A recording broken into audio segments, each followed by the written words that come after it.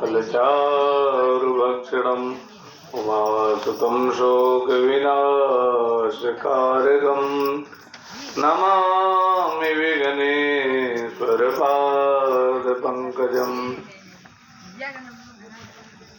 ध्येयं सदा परिभवग्नमभीष्टदोहम् तीर्थास्पदं शिवविरञ्चिनुतं शरण्यं प्रत्यार्तिहं प्रणतपालभवाब्धिपोतम् वन्दे महापुरुषते चरणारविन्दम् यस्यां केशविभाति भूधरसुता देवापगामस्तके भाले बालविधुरगले च गरलं यस्योरसि व्यालराट् सोऽयं भूतविभूषणा सर्वरा सर्वाधिपः सर्वदा सर्वगता शिवा शशिनिभ श्रीशङ्करा पातु मां वन्दे विदेहतनया पदपुण्डरीकम् कैशोरसौरभसमाहितयोगचित्तम् हन्तुं प्रतापमनिशं मुनिहंससेव्यम् सन्मानसारपरपीतपरागपुञ्जम् नीहारसारशिशिरं सुसितिं त्वदीयं तन्मन्दमन्दमधुरं हसितिं त्वदीयं तद्दुग्धमुग्धवदनं सदनं सुखानां लब्धासनन्दय शिशोर्नुकदा वदाम्ब लब्धासनन्दय शिशोर्नुकदा वदाम्ब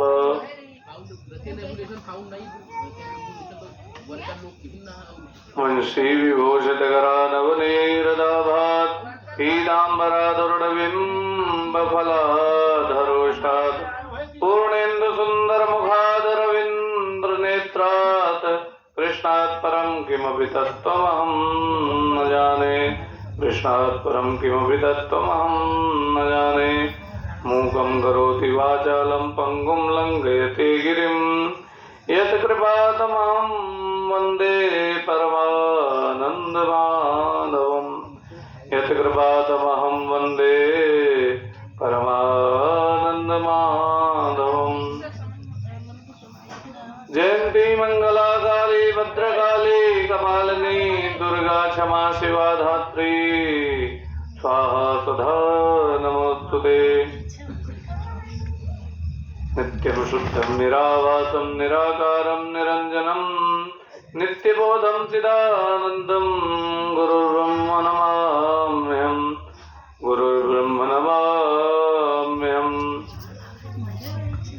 जय जय श्री राधारमण जय जय नवल किशोर जय गोपी चित चोर प्रभो जय जय माखन चोर जय गोपी चित चोर प्रभो जय जय माखन चोर परम मंगलमय कर्तुम अन्यथा कर्तुम समर्थ प्रभो आनंद गंध श्री कृष्ण चंद्र प्रभु के चरणों में बारंबार वंदन है, नमन है, प्रणाम है। वांगमयी मूर्ति श्रीमद् भागवत महापुराण के चरणों में बारंबार वंदन है, नमन है, प्रणाम है। आवाहित प्रतिष्ठित सभी देवी देवताओं के चरणों में बारंबार वंदन है, नमन है, प्रणाम है। भगवान भोलेनाथ जी के चरणों में बारंबार वंदन है, नमन है, प्रणाम है। माता राधा रानी के चरणों में बारंबार वंदन है, नमन है, प्रणाम है। अनंत संत हनुमंत लाल जी के चरणों में बारंबार वंदन है, नमन है, प्रणाम है। श्री सद्गुरुदेव भगवान के चरणों में बारंबार वंदन है, नमन है, प्रणाम है। कथा स्थल पर पधारे धर्म स्नेही धर्म अनुरागी बंधुओं, पिता तुल्य बुजुर्गों, श्रद्धामयी माताओं एवं बहनों, भारत के कर्णाधार प्यारे बच्चों, भगवान की महती कृपा हुई इस ग्राम पर, तब श्रीमद् भागवत महापुराण का आयोजन हुआ और उससे भी विशेष कृपा उस परिवार के ऊपर होती है जिनके यहाँ श्रीमद् भागवत महापुराण का आयोजन होता है। आपके ग्राम हरिपुर में स्वर्गीय दादा श्री श्यामनाथ पांडे जी के यहाँ श्रीमद् भागवत महापुराण का आयोजन हुआ। कुछ आज प्रथम दिवस था, विलंब हो गया, पूजन होना था, आवाहन प्रतिष्ठान इत्यादि जितना विधान होता है समस्त विधान से श्रीमद् भागवत महापुराण का आयोजन हुआ। क्योंकि जब जन्म जन्म के पुण्य उदय होते हैं, जन्मांतर भवेत पुण्यम तदा भागवतम लभेत, जब जन्म जन्मांतर के पुण्य उदय होते हैं तब भागवत कथा श्रवण करने का हम लोगों को शुभ अवसर प्राप्त हुआ है। अब समझ लीजिए पूरे गांव के पुण्य उदय हुए तभी श्रीमद् भागवत महापुराण का श्रवण करने का शुभ अवसर प्राप्त हुआ। विशेष रूप से जिनके यहाँ श्रीमद् भागवत महापुराण का आयोजन हुआ, इनके समस्त परिवार के समस्त पुण्य उदय हुए हैं, तब जाकर के श्रीमद् भागवत महापुराण श्रवण करने का शुभ अवसर प्राप्त हुआ। क्योंकि देखा गया है खूब व्यवस्था होती है, धन होता है, वैभव होता है, लेकिन भगवान की कथा नहीं सुन पाते। क्यों? क्योंकि पुण्य है नहीं, और तो सब है लेकिन उससे कार्य नहीं होता। तो क्योंकि सब धन ही नहीं होता है, प्रेम होता है, भगवान के प्रति श्रद्धा हो, तब भगवान का आगमन होता है। भागवत की पोथी कोई साधारण पोथी नहीं है, ये आगे आएगा वर्णन। तेनेयम वांगमयी मूर्ति प्रत्यक्षा इव वर्तते हरे, ये वांगमयी मूर्ति भगवान कृष्ण का ही रूप है, भगवान कृष्ण की वाणी है। आइए कथा में प्रवेश करें। उससे पूर्व जैसा कि इस धर्म मंच का नियम है, सबसे पहले कोई भी वक्ता बैठता है तो भगवान के पावन नाम का स्मरण करवाता है। हम सब लोग भी प्रेम से भगवान के पावन नाम का स्मरण करेंगे। आज पूजन में विलंब हुआ इसलिए ज्यादा देर तक कथा नहीं, बस कुछ क्षणों का आपसे समय लेंगे, उसके पश्चात आरती होगी। भगवान के नाम का स्मरण क्यों कराया जाता है, आप लोगों को नित्य एक नवीन कारण बताते हुए चलेंगे। क्योंकि भगवान के नाम का तो इतना महिमा है, तुलसीदास जी ने लिखा कि हम लोग तो सामान्य प्राणी हैं, लेकिन भगवान राम स्वयं उनके नाम का गुणगान नहीं कर सकते हैं। लिखा गोस्वामी बाबा ने कि कहाँ लगी नाम बड़ाई, राम न सकाए नाम गुण गाई। राम जी स्वयं अपने नाम का वर्णन नहीं कर सकते, भगवान के नाम का इतना प्रभाव है। तो हम लोगों जैसे कि क्या जो है मजाल की भगवान के नाम का वर्णन करे, लेकिन एक नवीन कारण जो कुछ भी संत जनों से मिला है, बुजुर्गों से मिला है, उसी का भगवान के नाम स्मरण करने से क्या लाभ होता है। सबसे पहले तो जैसे कथा में बैठे और भगवान के नाम का उच्चारण हुआ, जैसे कि सीताराम सीताराम कहा जाए, तो या फिर अन्य कोई उच्चारण हुआ तो हमें बोलना है, लेकिन जो पंडित जी बोले वही बोलना है। और इस पर क्या करना पड़ेगा, एकाग्रता लानी पड़ेगी। पंडित जी कहा बोले नहीं, वो कहा मुंह को पीछे रिपीट करेंगे, वो बोले कुछ और, हम कुछ और बोल जाए ना, तो वहां पर मन एकाग्र हो जाता है। और उसके बाद वाणी, हमारी वाणी कि हमें यही शब्द बोलना है, जैसे राम बोला है तो राम ही हमें बोलना है, ऐसा मतलब मन में। तो वाणी भी एकाग्र हो जाती है। जो इधर उधर बातें होती हैं या कोई और मन में चलता रहता उथल पुथल, ये सब समाप्त हो करके मन और वाणी एकाग्र हो जाती है भगवान के नाम स्मरण करने मात्र से। भगवान के नाम का आइए हम सब लोग प्रेम से संकीर्तन करेंगे। उसके पश्चात एक श्लोक की व्याख्या, उसके पश्चात आरती होगी। राम मंगलम राम नाम मंगलम, कृष्ण मंगलम कृष्ण नाम मंगलम। राम नाम मंगलम, कृष्ण मंगलम कृष्ण नाम मंगलम। राम मंगलम राम नाम मंगलम, कृष्ण मंगलम राम मंगलम राम नाम मंगलम कृष्ण मंगलम कृष्ण नाम मंगलम गुरु मंगलम गुरु नाम मंगलम शिव मंगलम शिव नाम मंगलम गुरु मंगलम गुरु नाम मंगलम शिव मंगलम शिव नाम मंगलम राम मंगलम राम नाम मंगलम कृष्ण मंगलम कृष्ण नाम मंगलम राम मंगलम राम नाम मंगलम कृष्ण मंगलम कृष्ण नाम मंगलम काली मंगलम काली नाम मंगलम दुर्गा मंगलम दुर्गा नाम मंगलम काली मंगलम काली नाम मंगलम दुर्गा मंगलम दुर्गा नाम मंगलम राम मंगलम राम नाम मंगलम कृष्ण मंगलम कृष्ण नाम मंगलम राम मंगलम राम नाम मंगलम कृष्ण मंगलम कृष्ण नाम मंगलम बोले वृंदावन बिहारी लाल की राधे राधे की श्रीमद् भागवत महापुराण की हनुमान जी महाराज की सभी आवाहित देवी देवताओं की काली मैया की जय जय श्री राधे श्याम। भगवान वेदव्यास ने भागवत की रचना की तो उसका नाम रखा श्रीमद् भागवत। तो श्री तो भगवती का नाम है और मद का तात्पर्य क्या? मद को खत्म करने वाला। और दूसरा भाव कि मद अर्थात भगवान के भक्ति रूपी मद को भर देने वाला। भागवत भा से भक्ति, गा से ज्ञान और वा से वैराग्य, इन तीनों का जिसमें समावेश हो वही भागवत है। आगे चर्चा आएगी।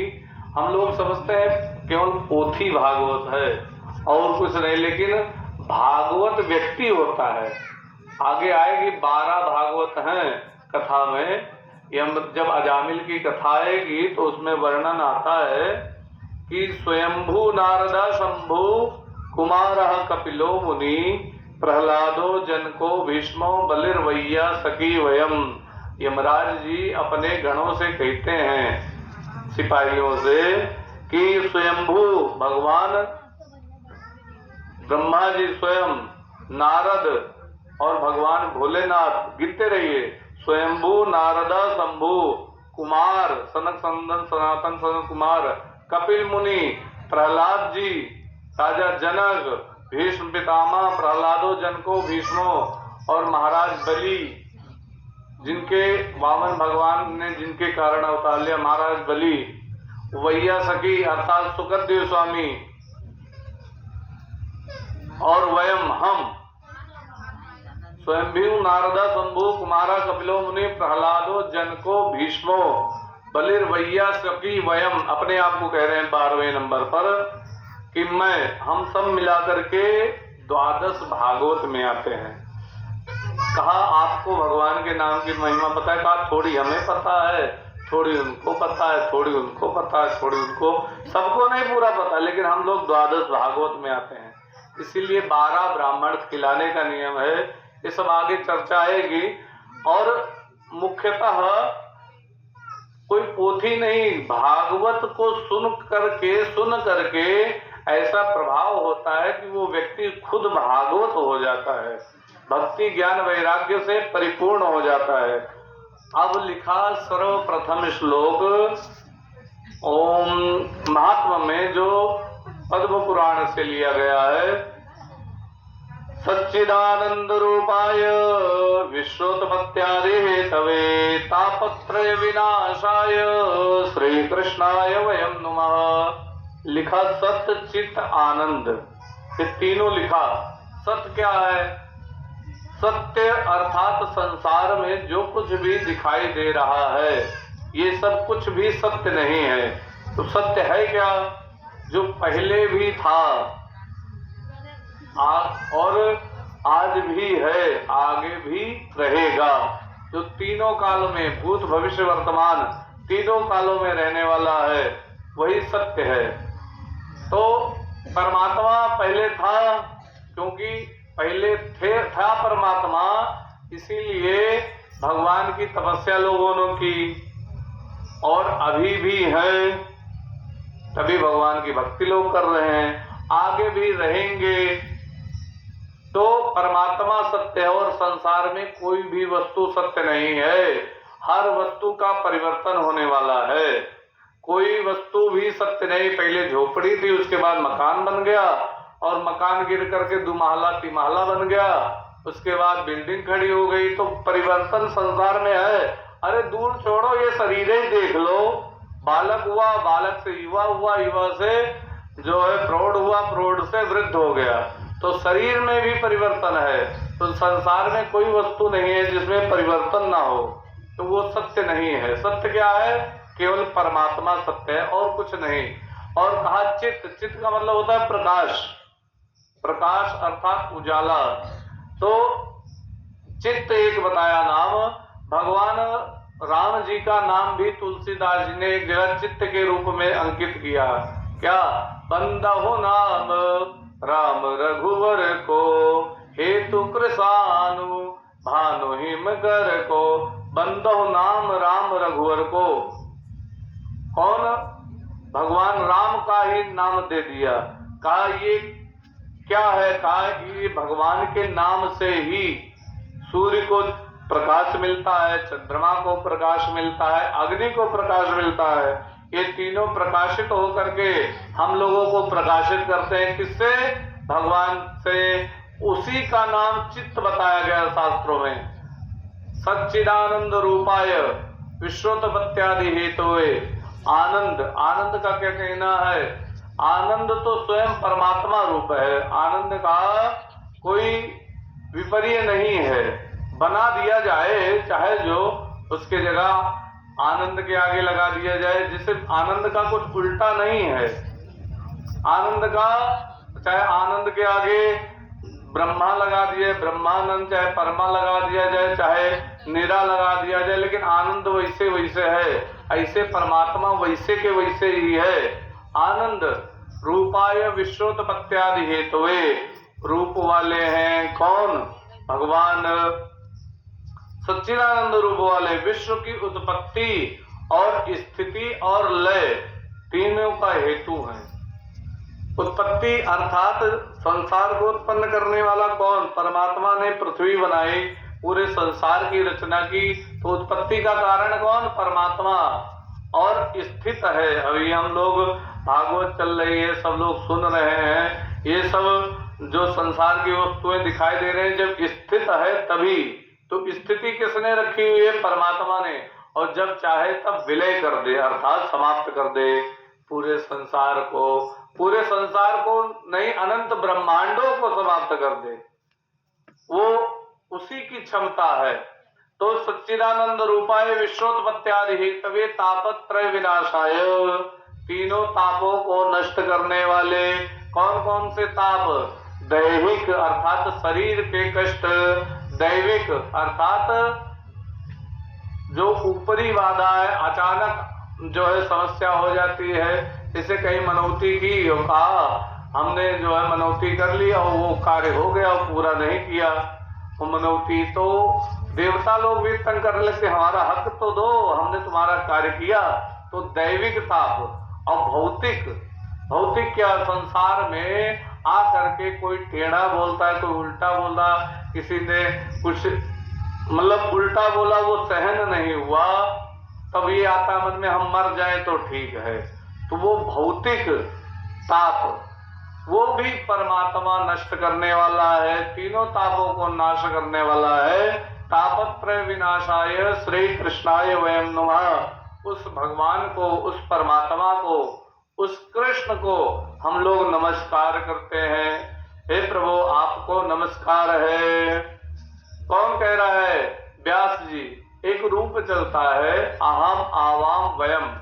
अहम का मतलब होता है मैं, आवाम का मतलब होता है हम दोनों, और वयम का मतलब होता है हम सब। तो उन्होंने वो ये भी लिख सकते थे अहम नुमा, लेकिन अहम नहीं किया। कहा परमात्मा एक का नहीं है, परमात्मा सबका है।